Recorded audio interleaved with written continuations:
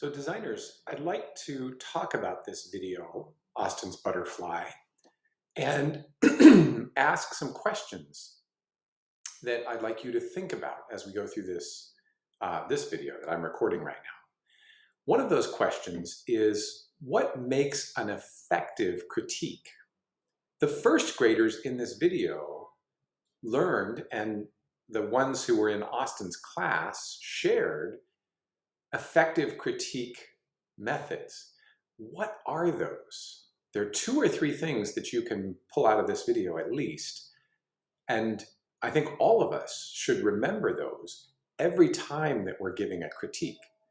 You may have already learned some of this in some of your other classes. So I'd like you to think right now, pause, and come up with 2 or 3 ideas that you think maybe you remember from this video or you know in general right now.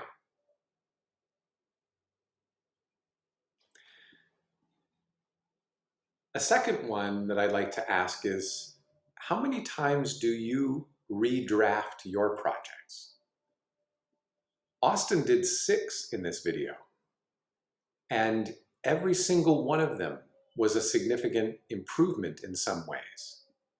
Some of them had stepped backwards in some ways. How many times do you redraft before you turn things in? How many times do you get critiques, honest, helpful critiques from your peers or other teachers, other adults, your family, before you turn something in? And how much better do you think you could make your projects if you added 1 or 2 or even more drafts before you turned something in?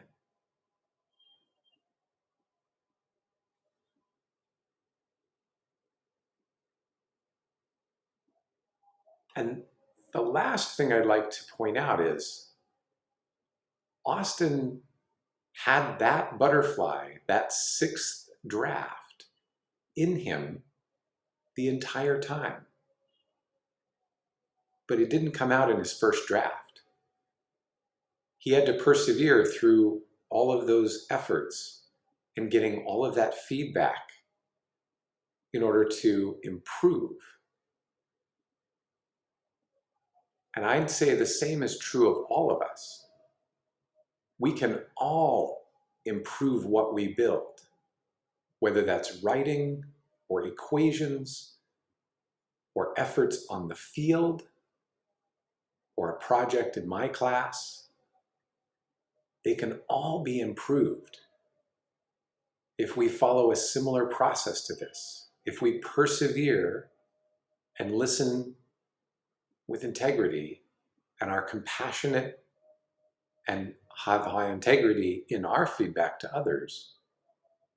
We can raise the standards for everything that we do, because that 6th butterfly is in all of us.